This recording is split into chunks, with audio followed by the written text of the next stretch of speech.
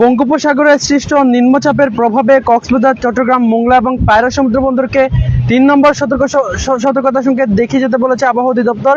আমি এই মুহূর্তে কক্সবাজার সমুদ্র সৈকতের লাবণী পয়েন্টে আছি। আমার পেছনে আপনারা দেখছেন লাল পতাকা টাঙানো হয়েছে। লাল পতাকার অর্থ হচ্ছে সমুদ্রে নামলেই বিপদ, অর্থাৎ বিপদ সংকেত দেখাতে এই লাল পতাকা টাঙানো হয়েছে। এখানে আমরা দেখি লাল হলুদ পতাকা টাঙানো থাকে, অর্থাৎ এখানে সমুদ্রে গোসলে নামলে নিরাপত্তা বোঝানোর জন্য লাল হলুদ পতাকা টাঙানো হয়, কিন্তু এখন আমরা যেমনটি লক্ষ্য করছি এখানে লাল পতাকা টাঙানো হয়েছে, অর্থাৎ বিপদ সংকেত কক্সবাজার সমুদ্র সৈকতে জারি রয়েছে। কিন্তু এরপরই আমরা লক্ষ্য করছি কিছু সংখ্যক পর্যটক এখানে গোসলে নেমেছে এবং আবহাওয়া অধিদপ্তর থেকে যেমনটি বলা হয়েছে গভীর নিম্নচাপের প্রভাবে চট্টগ্রাম, কক্সবাজার, মোংলা, পায়রা সমুদ্র বন্দরকে ৩ নম্বর স্থানীয় সতর্ক সংকেত দেখাতে বলা হয়েছে।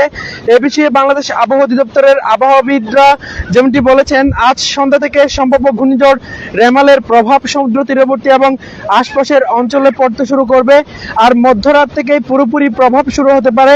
সেজন্য ৩ নম্বর স্থানীয় সতর্ক সংকেত দেখাতে বলা হয়েছে।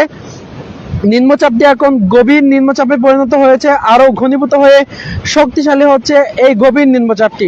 এদিকে শনিবার আবহাওয়া অধিদপ্তরের বিশেষ বিজ্ঞপ্তি ৭ নম্বরে যেমনটি বলা হয়েছে, পূর্ব মধ্য বঙ্গোপসাগর ও তৎসংলগ্ন পশ্চিম মধ্য বঙ্গোপসাগর এলাকায় অবস্থানরত গভীর নিম্নচাপটি উত্তর দিকে অগ্রসর হয়ে একই এলাকায় অবস্থান করছে।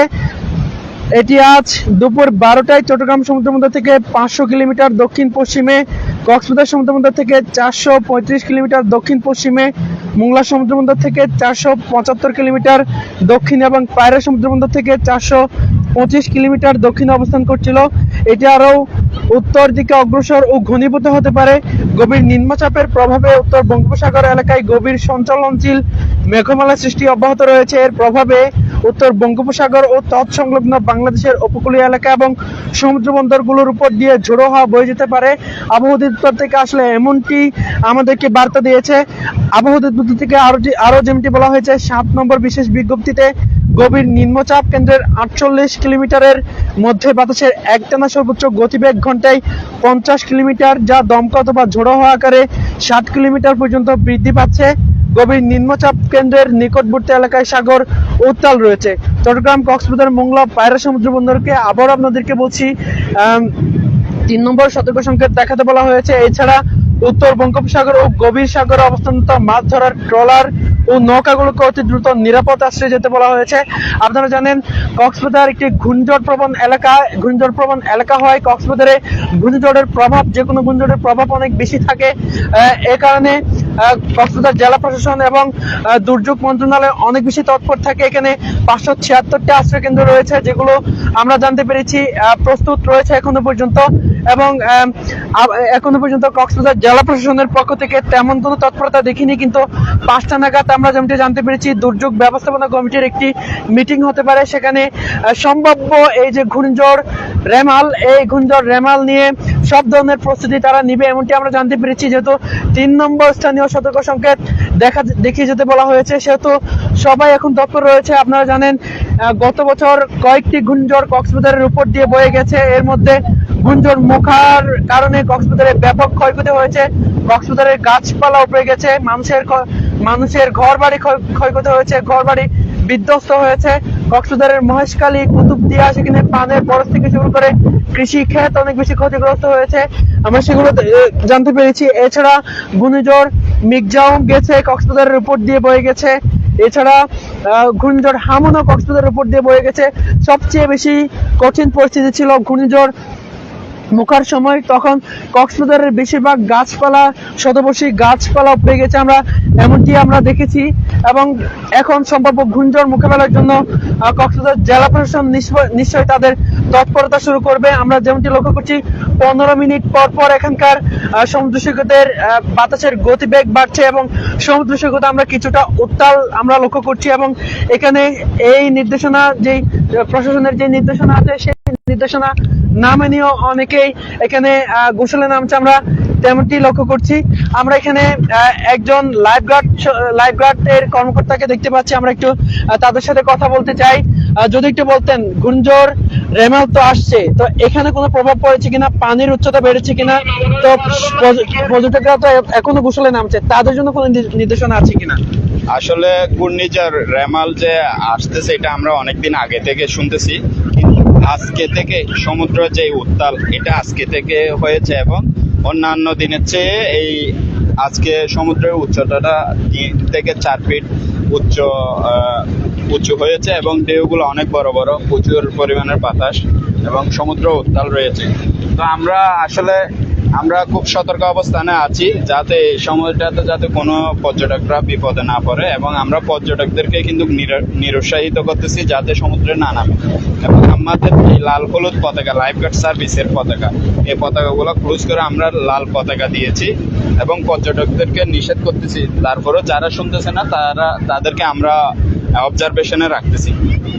জি, তো এখন তো অনেক পর্যটকরা নামছে, তো সতর্কতার সঙ্গে যদি বাড়ে আপনারা তো তাদেরকে সমুদ্র সৈকতে তুলে দিবেন। হ্যাঁ, অবশ্যই এটা তো এখন 3 নম্বরে মনে আছে, কিন্তু এর চেয়ে বাড়লে তো আমরা একদম তুলে দেবো। সেক্ষেত্রে এখানে জেলা প্রশাসন আছে বা টুরিস্ট পুলিশ আছে, তাদের সহযোগিতা নিয়ে আমরা একদম বীচ থেকে তুলে দেবো। আপনার নাম এবং পরিচয়? আমার নাম হচ্ছে জয়নাল আবেদিন ভুট্টু, আমি সিসেফ এর সিনিয়র লাইফ গার্ড। জি, অসংখ্য ধন্যবাদ। একজন সিসেফ লাইফ গার্ডের সিনিয়র কর্মকর্তার সাথে কথা বলছিলাম। সিনিয়র লাইফ গার্ড তিনি যেমনটি বলেছেন আমাদেরকে, যদি ঘূর্ণিঝড়ের তীব্রতা বাড়ে অর্থাৎ সতর্কতার সঙ্গে যদি বাড়ে তাহলে তারা কক্সবাজার সমুদ্র সৈকতের যে পর্যটকরা ঘোষণা নেমেছে তাদেরকে এখান থেকে তুলে দিবেন, এমনকি আসলে তিনি আমাদেরকে জানিয়েছেন। ভুট্টু সিনিয়র লাইফ গার্ড কর্মকর্তা তিনি আমাদেরকে যেমনটি বলেছেন, আমরা যদি একটু এদিকে তাকাই, লাল পতাকা টাঙানো হয়েছে। লাল পতাকার অর্থ হচ্ছে সমুদ্রে নামলে বিপদ, অর্থাৎ বিপদ সংকেত দেখাতে বলা হয়েছে। জি,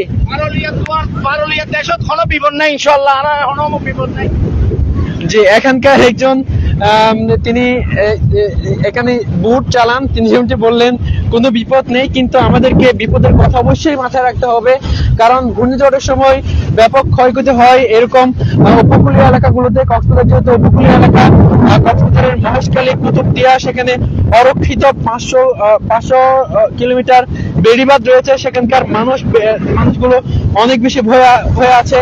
যদি ঘূর্ণিঝড়ের তীব্র গতিতে বাতাস শুরু হয় তখন গাছপালা উপড়ে যেতে পারে। তখন গাছপালা যদি উপড়ে যায় তখন গাছপালা উপড়ে যাওয়ার ফলে মানুষের ক্ষয়ক্ষতি হতে পারে, এছাড়া মানুষের প্রাণহানি হতে পারে, এছাড়া যে গবাদি পশুগুলো আছে সেগুলোর প্রাণহানি হতে পারে, এছাড়া ঘর বাড়ি ধ্বংস হয়ে যেতে পারে। সে কারণে মানুষজন এখনো পর্যন্ত যদি সতর্ক না হয়, সতর্কতা অনেক বেশি জরুরি, তাহলে অনেক বড় বিপদ মানুষজনের উপর দিয়ে বয়ে যেতে পারে। আমরা কক্সবাজার থেকে আপনাদেরকে দেখানোর চেষ্টা করছি এখনকার পরিস্থিতি। আমরা যেমনি লক্ষ্য করছি, আমরা গতকালকে আমরা এখান থেকে এসে ঠিক এই জায়গা থেকে আপনাদেরকে এখানকার আপডেট দেওয়ার চেষ্টা করেছি, কিন্তু গতকালকে এরকম বাতাসের তীব্রতা ছিল না।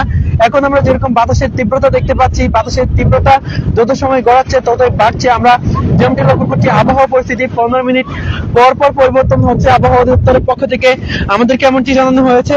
এবং দর্শক, আপনাদেরকে যেমনটি জানাচ্ছিলাম, আবহাওয়া অধিদপ্তরের বিশেষ বিজ্ঞপ্তি 6 যেমনটি বলা হয়েছে, সেই বিজ্ঞপ্তিটি আপনাদেরকে আবারও একটু পড়ে শোনাতে চাই। বিজ্ঞপ্তি 7 যেমনটি বলা হয়েছে, পূর্ব মধ্য বঙ্গোপসাগর ও তৎসংলগ্ন পশ্চিম মধ্য বঙ্গোপসাগর এলাকায় অবস্থানরত গভীর নিম্নচাপটি উত্তর দিকে অগ্রসর হয়ে একই এলাকায় অবস্থান করছে। এটি আজ 12টায় চট্টগ্রাম সমুদ্রবন্দর থেকে 500 কিলোমিটার দক্ষিণ পশ্চিমে, কক্সবাজার সমুদ্রবন্দর থেকে 435 কিলোমিটার দক্ষিণ পশ্চিমে, মোংলা সমুদ্রবন্দর থেকে 475 কিলোমিটার দক্ষিণ পশ্চিমে এবং পায়রা সমুদ্রবন্দর থেকে 425 কিলোমিটার দক্ষিণে অবস্থান করছিল। এটি আরো উত্তর দিকে অগ্রসর ও ঘনীভূত হতে পারে এবং গভীর নিম্নচাপের প্রভাবে উত্তর বঙ্গোপসাগর এলাকায় গভীর সঞ্চালনশীল মেঘমালা সৃষ্টি অব্যাহত রয়েছে।